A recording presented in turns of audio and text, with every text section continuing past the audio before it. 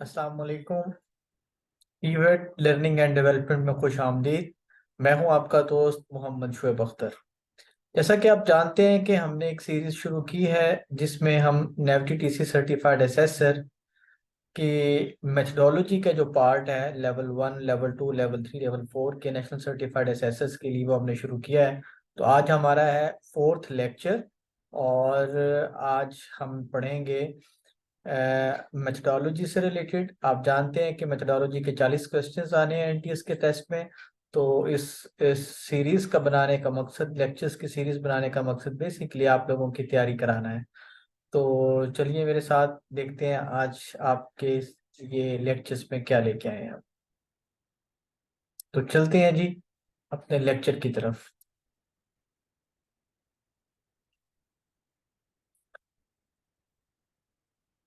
उम्मीद है कि आपको मेरी स्क्रीन शेयर हो गई होगी, आपको नजर आ रहा होगा lecture 4 for national certified assessor NTS test. आज का जो हमारे टॉपिक है जी वो है what is CBTA qualification in TVET, vertical and horizontal progression in TVET, entry pathways in TVET system. तो गाइस मैंने आप लोगों के लिए जो 3 लेक्चर्स इससे पहले जो बनाए हैं उसमें मैं जल्दी जल्दी आपको इंट्रोडक्शन करवा देता हूं। पहले भी दोस्त कहते हैं कि वीडियो जरा लंबी हो जाती है। तो नंबर 1 जो चीज़ हमने पढ़ी कि कॉम्पिटेंसी क्या थी। कॉम्पिटेंसी की डायमेंशंस को हमने देखा। कॉम्पिटेंसी की डायमेंशंस देखने के बाद हमने देखा कि पाकिस्तान का एनवीक्यूएफ क्या है। पाकिस्तान के एनवीक्यूएफ के बाद हमने देखा कि कॉम्पिटेंसी स्टैंडर्ड्स क्या हैं। ठीक है जी, तो ये चीज़ें हम देख चुके हैं। तो अभी इसके बाद आज का जो हमारा टॉपिक है वो है competency based training and assessment में क्वालिफिकेशंस क्या होती हैं। तो चलिए जी देखते हैं आज का जो हमारा लेक्चर है इसका ऑब्जेक्टिव्स हैं जी कुछ। At the end of this session you will be able to learn about the following: what is CBTA qualification, entry pathways to NVQF, record of achievements and certificate of qualification, यानी full qualification का। तो देखते हैं जी qualification क्या है। A package of competency standards that have been identified meaningful in employment occupational setting. The qualification exists independently of any learning pathway to achieve it.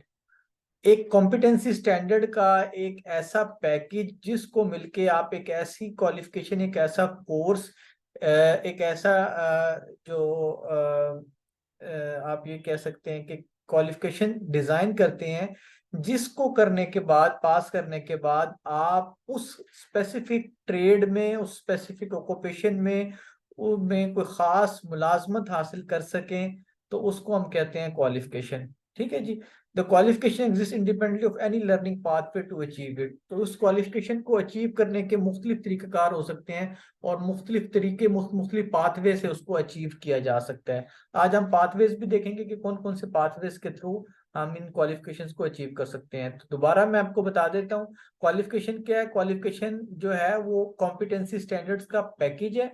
जब आप competency standard के पैकेज को आपस में मिलाते हैं, कॉम्पिटेंसी स्टैंडर्ड्स को आपस में मिलाते हैं, तो कॉम्पिटेंसी स्टैंडर्ड के आपस में मिलने से क्वालिफिकेशन बन जाती है। उस क्वालिफिकेशन जो कि जाहिर करती है किसी ऑक्यूपेशन को। मिसाल के तौर पे अगर मैं क्वालिफिकेशन की बात करूं तो प्लम्बर इज अ क्वालिफिकेशन। ठीक है। Electrician is a qualification. ठीक है जी। Hairdresser and designer is a qualification. ठीक है जी। HVAC technician is a qualification. तो ये डिफरेंट क्वालिफिकेशन, अगर आप मुख्तलिफ कॉम्पिटेंसी स्टैंडर्ड्स को मिला के एक एक ऐसी क्वालिफिकेशन, एक ऐसा ट्रेड बना दें जिसके मुकम्मल होने के बाद उसे कोई खास मुलाजमत मिल सके, कोई खास जॉब पे वो खड़ा हो सके, तो उसे हम क्वालिफिकेशन कहते हैं। अभी हम देखेंगे कि किस तरह से हम कॉम्पिटेंसी स्टैंडर्ड्स को मिला के क्वालिफिकेशन बना सकते हैं।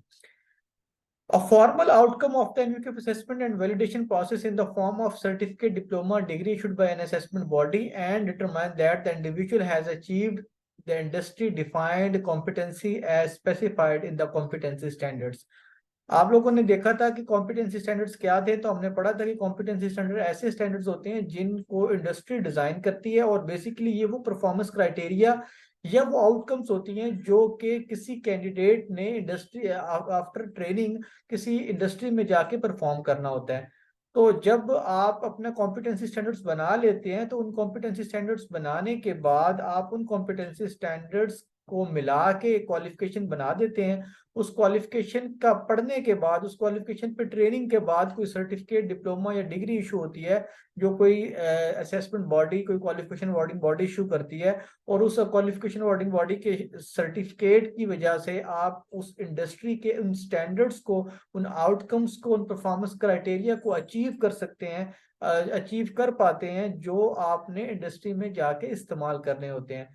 तो क्वालिफिकेशन इस लिहाज से बड़ी इंपॉर्टेंट है। अगर आपने किसी इंडस्ट्री में जाके जॉब हासिल करनी है तो आपको सबसे पहले ये शो करना होगा कि आपने इंडस्ट्री के स्टैंडर्ड्स के मुताबिक अपने आप को असेस करवा लिया है, और उस असेसमेंट के बाद आपने उसको क्वालिफाई किया, पास किया, कॉम्पिटेंट डिक्लेयर हुए, और ये वाला जो सर्टिफिकेट या डिप्लोमा आप उनके सामने रखेंगे तो उस सर्टिफिकेट की बिना पे आपको मुलाजमत भी जो है इंडस्ट्री में मिल सकती है। तो क्वालिफिकेशंस का आई होप कि आप लोगों को क्लियर हो गया होगा।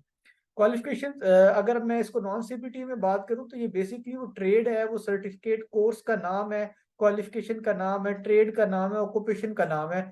जबकि सीबीटी में हम इसको ट्रेड नहीं कहेंगे, इसको हम कहेंगे क्वालिफिकेशन। कोर्स नहीं कहेंगे इसको, हम सिर्फ जो इसका नाम इस्तेमाल करेंगे वो होगी क्वालिफिकेशन। ठीक है जी, क्लियर है जी। ओके जी, अब है जी क्वालिफिकेशंस के पाथवेज। जो भी क्वालिफिकेशन होती है उसके ये तीन तरह के पाकिस्तान में एनयूकेफ के मुताबिक पाथवेज हो सकते हैं। एक, सबसे पहले अगर मेरा कर्सर आप देख सकते हैं तो लिखा हुआ है इंडिविजुअल कमिंग फ्रॉम, कि ये वो तीन तरीकेकार हैं, ये वो तीन आपके पाथवेज हैं जिससे इंडिविजुअल आएगा। ये कॉम्पिटेंसी असेसमेंट है, वो इस कॉम्पिटेंसी असेसमेंट के प्रोसेस से गुजरेगा, और गुजरने के बाद उसको एक सर्टिफिकेट मिलेगा। और सर्टिफिकेट लेवल 1 का भी हो सकता है, लेवल 2 का भी, लेवल 3, लेवल 4, लेवल 5 का। ठीक है जी। तो हम देखते हैं सबसे पहले इंस्टीट्यूशनल कोर्स बेस्ड लर्निंग। ये कौन सी लर्निंग है, इसके बारे में हम बात करते हैं। उसके बाद है अप्रेंटिसशिप फॉर्मल। तो इसका मतलब ये है कि इंस्टीट्यूशनल कोर्स बेस्ड लर्निंग, ये वो कोर्स बेस्ड लर्निंग है जो आपके टीवेट इंस्टीट्यूट्स में पढ़ाई जाती हैं। आपके जितने भी वोकेशनल ट्रेनिंग इंस्टीट्यूट्स हैं, जितने भी टेक्निकल ट्रेनिंग सेंटर्स हैं, जितने भी जीटीटीआईज हैं, गवर्नमेंट टेक्निकल ट्रेनिंग इंस्टीट्यूट और सेंटर्स, इन तमाम में जो कोर्सेज पढ़ाए जाते हैं, जो 6 माह का कोर्स रेगुलर कोर्स होता है, उन उन कोर्सेज को आप कहते हैं इंस्टीट्यूशनल कोर्स बेस्ड लर्निंग। ठीक है जी। दूसरी है अप्रेंटिसशिप फॉर्मल। अप्रेंटिसशिप क्या होती है? फॉर्मल अप्रेंटिसशिप एक ऐसी अप्रेंटिसशिप होती है जिसमें आप किसी कॉलेज में जाके, किसी इंस्टीट्यूट में जाके अपने आप को इनरोल करते हैं, और आपकी जो 6 मंथ की जो क्वालिफिकेशन होती है, जो आपकी, वो आपने इंस्टीट्यूट में पढ़नी होती है, बाकायदा क्लासेस होती हैं उसकी, और उसके बाद अगले जो 6 मंथ होते हैं उसके लिए आप इंडस्ट्री में चले जाते हैं। लेकिन इस इंडस्ट्री में जाने के बाद भी एक प्रॉपर एक कोर्स, एक फॉर्मेट होता है जिसके ऊपर जाके आपने वो तमाम प्रैक्टिकल्स परफॉर्म करने होते हैं इंडस्ट्री में, और उस प्रैक्टिकल को परफॉर्म करने के बाद एक रिपोर्ट बनानी होती है, और अपनी जो डायरी होती है, आपकी जो वर्क रजिस्टर होता है, उसमें आप सारी चीजें नोट करके अपने सुपरवाइजर से साइन करवाते हैं। तो इस तरह के जो प्रोग्राम, इस तरह की जो क्वालिफिकेशंस होंगी, उसको हम, जो पाथवेज है उसको हम कहते हैं, ये इंस्टीट्यूट, ये जो है इंडिविजुअल जो आया है वो इंस्टीट्यूट या किसी अप्रेंटिस फॉर्मल अप्रेंटिसशिप के थ्रू आता है। तो जब वो अपनी ट्रेनिंग मुकम्मल कर लेता है तो वो कॉम्पिटेंसी असेसमेंट का इम्तिहान देता है। इम्तिहान देने के बाद उसको सर्टिफिकेट मिलता है। वो लेवल 1, लेवल 2, लेवल 3, लेवल 4 और लेवल 5 कोई भी हो सकता है। तो आप जानते हैं लेवल 5 से ऊपर की डोमेन एफटीटीसी की नहीं है, तो आप 1, 2, 3, 4, 5 की डोमेन में ही कोई सर्टिफिकेट या डिप्लोमा कर सकते हैं।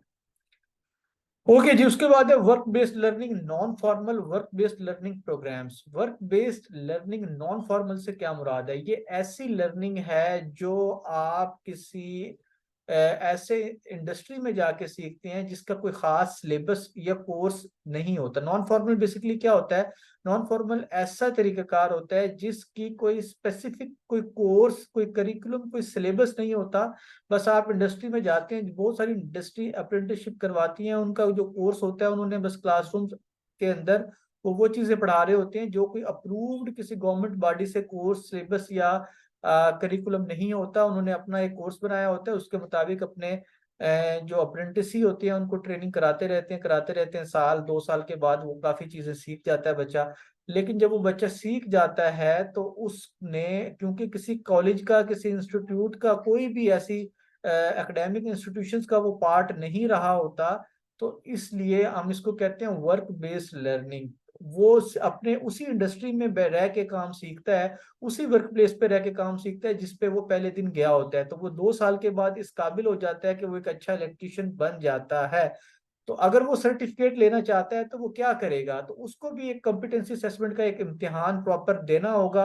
वो कॉम्पिटेंसी इम्तिहान प्रॉपर देने के बाद सर्टिफिकेट ले सकता है। वो लेवल 1 भी हो सकता है, लेवल 2, लेवल 3, लेवल 4 और लेवल 5 का इम्तिहान हो सकता है। उसके बाद है जी आरपीएल, या इसको हम इनफॉर्मल कहते हैं। इनफॉर्मल क्या होता है जी? आरपीएल और आरसीसी और डायरेक्ट असेसमेंट, इसकी मैं आपको मिसाल देता हूं, इस पे हम डिटेल से बात भी करेंगे कि आरपीएल और आरसीसी क्या होता है। आरपीएल से मुराद होता है जी रिकग्निशन ऑफ प्रायर लर्निंग, और आरसीसी से मुराद होता है जी रिकग्निशन ऑफ करंट कॉम्पिटेंसी। इन दोनों में फर्क क्या है वो हम देखते हैं, और फिर हम देखते हैं कि हम किस तरह से इस पे इसके बाद सर्टिफिकेट ले सकते हैं। डायरेक्ट असेसमेंट, जो असेसमेंट स्किल टेस्ट होती हैं, इसमें भी आपको स्किल्स सीखनी होती हैं। अगर आप स्किल्स अपनी सीख लेते हैं, कहीं से भी सीखते हैं स्किल्स, अपने अब्बू से सीख लेते हैं, अपने भाई से सीख लेते हैं, यूट्यूब से सीख लेते हैं, किसी से भी आप स्किल्स सीखते हैं और आपको लगता है कि अब मैं इम्तिहान पास कर सकता हूं, तो आप जस्ट अपने आप को इनरोल करते हैं, असेसमेंट करवाते हैं और आप सर्टिफिकेट लेवल 1, लेवल 2, लेवल 3, 4, 5 का ले सकते हैं। अब हम बात करते हैं आरपीएल और आरसीसी की। आरपीएल क्या है जी? आरपीएल से मुराद, पाकिस्तान में अगर आपने आपको सुना हो तो उस्ताद शागिर्द प्रोग्राम शुरू किया था टेप्टा ने।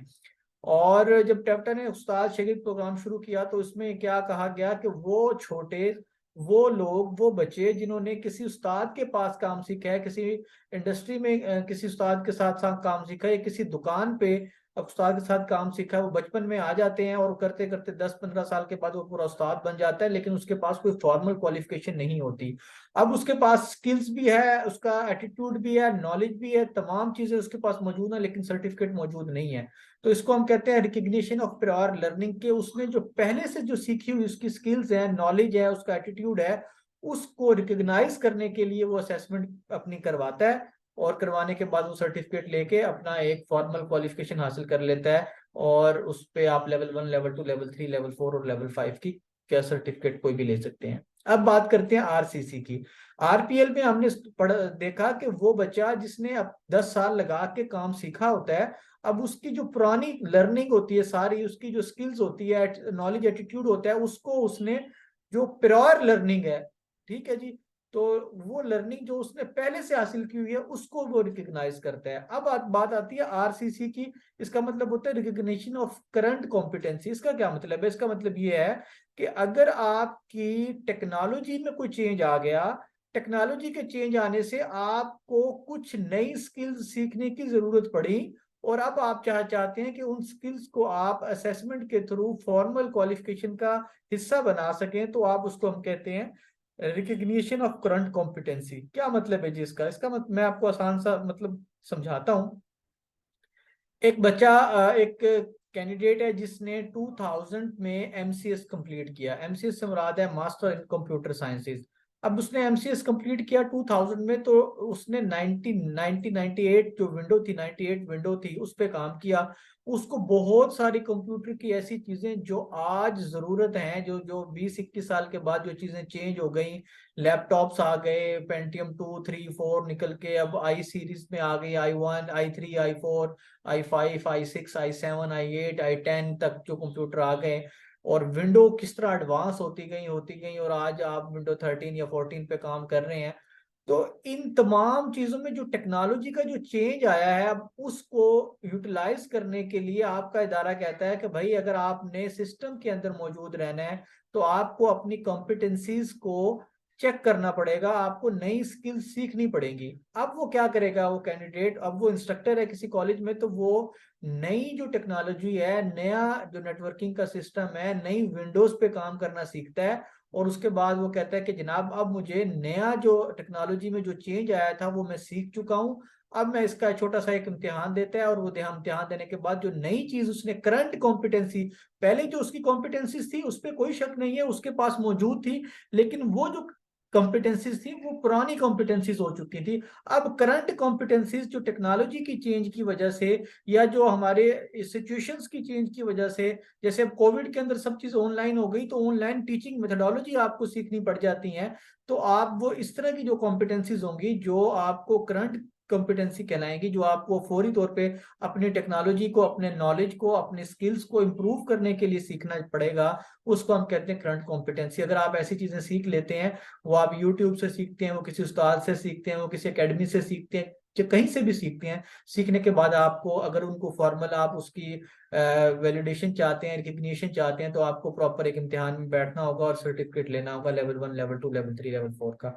तो बेसिकली ये 3 तरह के आपके पास पाथवेज हैं। नंबर 1 इंस्टीट्यूशनल बेस, कि आप किसी कॉलेज में एडमिशन ले लें। नंबर 2 वर्क बेस्ड, आप किसी इंडस्ट्री के अंदर जाते हैं, वहां पे ये काम सीखते हैं। और नंबर 3 वो नॉलेज, वो स्किल जो आपने पहले से सीखा हुआ है, उसको आप जाके अपनी असेसमेंट करवा सकते हैं। उस पे आप उसको आरपीएल या आरसीसी कहते हैं। मैंने आरपीएल और आरसीसी के बारे में आपको तफसील से बता दिया। तो ये बेसिकली वो पाथवेज हैं जिसके तहत आप टीवेट की क्वालिफिकेशन हासिल कर सकते हैं। आगे देखते हैं जी। आगे है जी पाथवेज एंट्री प्रोग्रेशन इन एनवीक्यूएफ। मैंने आपको बताया था कि 2 तरह की प्रोग्रेशन होती हैं, एक होती है वर्टिकल प्रोग्रेशन, एक होती है हॉरिजेंटल प्रोग्रेशन। वर्टिकल प्रोग्रेशन क्या होती है? वर्टिकल का मतलब आपको पता है, इसको हम ऊपर की तरफ जाना कहते हैं। हॉरिजेंटल को हम ऐसे कहते हैं, एक्स एक्सिस की तरफ जो है वो जाता है। मिसाल के तौर पे अगर आपने लेवल 2 का सर्टिफिकेट कंप्यूटर में कर लिया है, तो और आप लेवल 3 का सर्टिफिकेट करना चाहते हैं, तो लेवल 2 के बाद लेवल 3, ये आपकी वर्टिकल प्रोग्रेशन है। और इसी तरह अगर आपने लेवल 2 का सर्टिफिकेट कर लिया है कंप्यूटर का, और अब आप लेवल 2 का सर्टिफिकेट नेटवर्किंग का करना चाहते हैं, तो ये आपकी हॉरिजेंटल जो है प्रोग्रेशन होगी। अभी आप देखते हैं जी ये क्या किस तरह से होती है। देखिए जी, लेवल 1 है, अगर लेवल 1 का सर्टिफिकेट है, लेवल 1 के बाद आप लेवल 2 करते हैं, लेवल 2 के बाद आप लेवल 3 करते हैं, तो इसको हम बोलते हैं कि ये आपकी वर्टिकल प्रोग्रेशन है। और अगर आपने लेवल 1 का कोर्स पढ़ा, कोई कोर्स पढ़ा आपने लेवल 1 का, उसमें आपने जो है कॉम्पिटेंसी स्टैंडर्ड लेवल 1 के सारे पढ़ते गए पढ़ते गए पढ़ते गए, और इसी तरह आप कोई दूसरा कोर्स पढ़ते हैं, वो भी लेवल 1 का ही कोर्स है, तो उस तरह के, इस तरह की जो प्रोग्रेशन होगी, उसको हम कहते हैं ये हॉरिजेंटल प्रोग्रेशन है।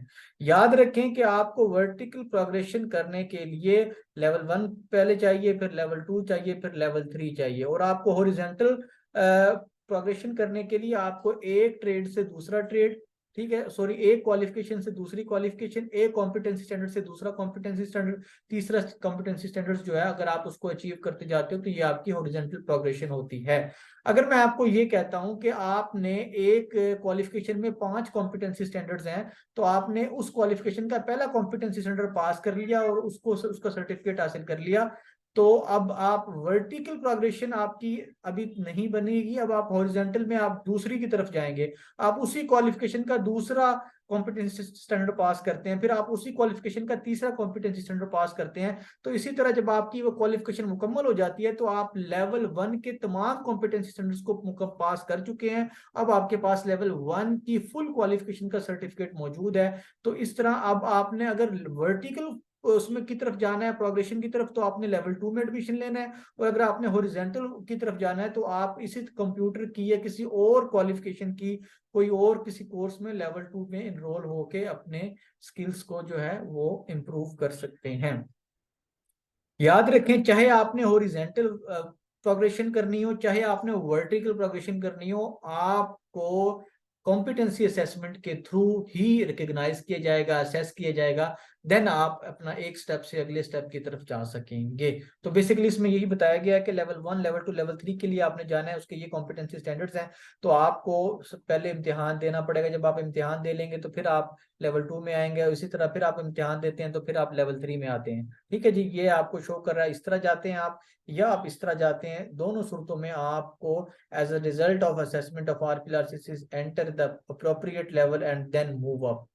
इसका मतलब ये है कि जब आपने आरपीएल और आरसीसी के लिए आना है, तो आप डायरेक्टली लेवल 3 के लिए नहीं जा सकते। ये याद रखिएगा कि आप चाहते हैं कि मैं लेवल 3 का आरपीएल देना चाहता हूं, तो आपको पहले लेवल 1, लेवल 2 पास करने होंगे, फिर आप लेवल 3 में जाएंगे। वर्टिकल प्रोग्रेशन यही होती है ना, कि आप पहले लेवल 1, आपके पास कोई क्वालिफिकेशन नहीं है, तो पहले आप लेवल 1 का पास करें, लेवल 1 आप पास कर लेते हैं, तो फिर आप लेवल 2 पास करें और लेवल 3 पास करेंगे। इस यहाँ पे बहुत ज्यादा कंफ्यूजन है।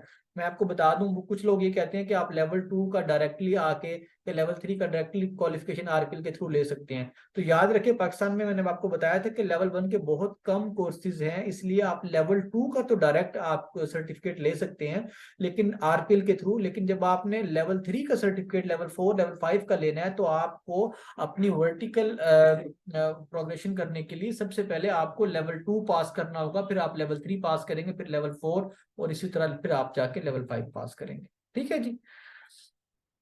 चलते हैं कि record of achievement. Record of achievement क्या होता है, अभी मैं आपको बताता हूँ। जैसे मैंने अभी आपसे जिक्र किया कि एक आपके पास क्वालिफिकेशन है, आपको पता है क्वालिफिकेशन जो होती है वो सेट ऑफ कॉम्पिटेंसी स्टैंडर्ड्स होती है।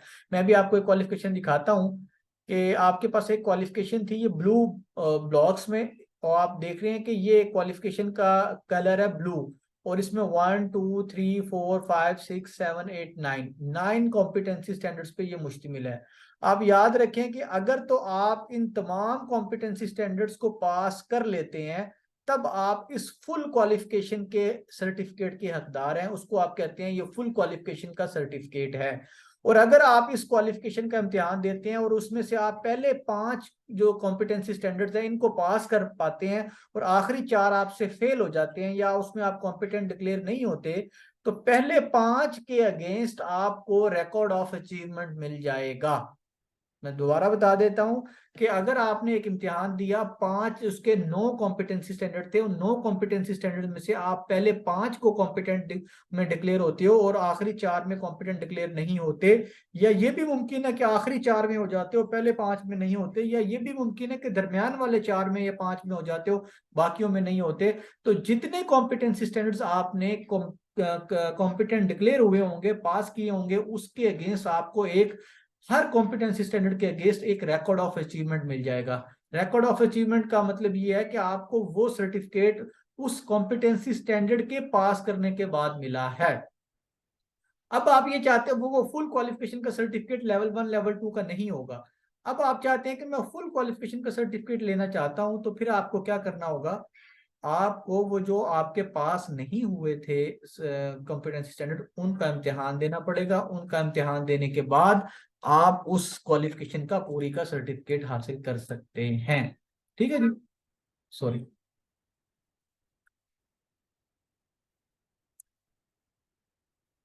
अच्छा जी, अभी हम दूसरा केस देखते हैं। दूसरे केस में, सॉरी, अब ये फुल क्वालिफिकेशन होगी, तो अब हम दूसरा केस देखते हैं कि दूसरा एक केस है जिसमें हमारे पास एक और क्वालिफिकेशन है जिसको हमने ग्रीन कलर से जाहिर किया हुआ है। तो आपको पता है कि जब तक कोई बच्चा पूरी क्वालिफिकेशन को पास नहीं करेगा, तब तक वो सारे पूरी फुल क्वालिफिकेशन का सर्टिफिकेट हासिल नहीं कर सकता। अब बात करते हैं कि एक बच्चा आता है, वो पहले दो कॉम्पिटेंसी स्टैंडर्ड इस क्वालिफिकेशन के पास कर लेता है, जैसे ये मैं दिखाया हुआ है, और फिर एक इस क्वालिफिकेशन का सर्टिफिकेट पास कर लेता है, फिर दो इसके पास कर लेता है, एक इसका कर लेता है, फिर एक इसका कर लेता है, एक इसका करके करके वो 9 कॉम्पिटेंसी स्टैंडर्ड मुकम्मल कर देता है, और वो कहता है कि मुझे आप फुल क्वालिफिकेशन का सर्टिफिकेट दे दें। तो क्या हम उसको फुल क्वालिफिकेशन का सर्टिफिकेट दे सकते हैं? जी नहीं, बिल्कुल नहीं हम दे सकते। क्यों नहीं हम दे सकते? इसलिए नहीं दे सकते कि उसे ये जो ग्रीन वाली क्वालिफिकेशन है इसके 9 कॉम्पिटेंसी स्टैंडर्ड को पूरा करना होगा। ठीक है जी। इसी तरह जो ब्लू वाली आपको नजर आ रही है, इसको ये ब्लू वाली क्वालिफिकेशन के 9 कॉम्पिटेंसी स्टैंडर्ड मुकम्मल क्वालिफिकेशन को पास करने के बाद ही उसको फुल क्वालिफिकेशन का सर्टिफिकेट मिलेगा। तो इस केस में हम क्या करेंगे, इस केस में हम उसको 9 अलग अलग कॉम्पिटेंसी स्टैंडर्ड के अगेंस्ट रिकॉर्ड ऑफ अचीवमेंट देंगे, जैसे कि इसके अगेंस्ट रिकॉर्ड ऑफ अचीवमेंट, इसके अगेंस्ट रिकॉर्ड ऑफ अचीवमेंट, इसके अगेंस्ट रिकॉर्ड ऑफ अचीवमेंट, इसके अगेंस्ट रिकॉर्ड ऑफ अचीवमेंट करते करते उसको हम 9 रिकॉर्ड ऑफ अचीवमेंट दे देंगे। और जब वो बच्चा पूरी क्वालिफिकेशन का सर्टिफिकेट लेना चाहेगा, तो उसको आके इसी तरह ब्लू वाली क्वालिफिकेशन के तमाम कॉम्पिटेंस सेंटर को पास करना पड़ेगा, और इसी तरह अगर वो इसमें फुल क्वालिफिकेशन चाहता है, और अगर वो चाहता है कि मुझे ग्रीन में भी फुल क्वालिफिकेशन चाहिए, तो उसको ग्रीन के तमाम कॉम्पिटेंस सेंटर को पास करना होगा। तो इसे हम कहते हैं रिकग्निशन और सॉरी रिकॉर्ड ऑफ अचीवमेंट। ठीक है जी। जैसे कि अभी आपको जाहिर शो भी कर दिया कि अगर कोई बच्चा सारे पास कर लेता है कॉम्पिटेंसी स्टैंडर्ड तो उसको मिलेगा फुल क्वालिफिकेशन सर्टिफिकेट। इसी तरह सारे पास कर लिए फुल क्वालिफिकेशन सर्टिफिकेट। अब इसमें इसने क्या किया है, मुख्तलिफ कॉम्पिटेंसी स्टैंडर्ड पास किए हैं, एक ही क्वालिफिकेशन के तमाम कॉम्पिटेंसी स्टैंडर्ड को इसने पास नहीं किया, तो इसको हम देंगे रिकॉर्ड ऑफ अचीवमेंट। क्लियर है जी यहाँ तक? ले जी, थैंक यू वेरी मच, आपका बहुत शुक्रिया। आज आपने क्वालिफिकेशन के बारे में पढ़ा, पाथवेज के बारे में पढ़ा, और आपने देखा कि रिकॉर्ड ऑफ अचीवमेंट कब दी जाती है और फुल क्वालिफिकेशन का सर्टिफिकेट कैसे दिया जाता है, कब दिया जाता है। तो मुझे उम्मीद है इंशाल्लाह आप इन वीडियो से जो है कुछ ना कुछ जरूर सीख रहे होंगे। आप लोग तमाम लोगों के लिए मैं अगेन बता देता हूँ, मैंने आपके लिए एक वीडियो चैनल बनाया है जिसमें हम एक नेशनल सर्टिफाइड असेसर्स की एक पूरी सीरीज करने जा रहे हैं, जिसमें आपके एनटीएस के टेस्ट की तैयारी होगी। याद रखें, एनटीएस के टेस्ट में 40 मार्क्स आपके मेथोडोलॉजी में से आएंगे, और मेरी पूरी कोशिश है कि मैं आपकी अच्छी तैयारी करवा सकूं ताकि आप एनटीएस के टेस्ट में अच्छे मार्क्स हासिल कर सकें और अपने आप को नेशनल सर्टिफाइड असेसर डिक्लेयर करवा सकें। तो जिन लोगों ने मेरे चैनल को सब्सक्राइब नहीं किया, मैं उनसे रिक्वेस्ट करता हूँ काइंडली मेरे चैनल को सब्सक्राइब कर दें, लाइक करें, शेयर करें, ताकि आने वाली तमाम नए वीडियोस जो हैं वो आप तक मिलती रहें। अपने दोस्त को दीजिए इजाज़त। Take care. अल्लाह हाफिज़।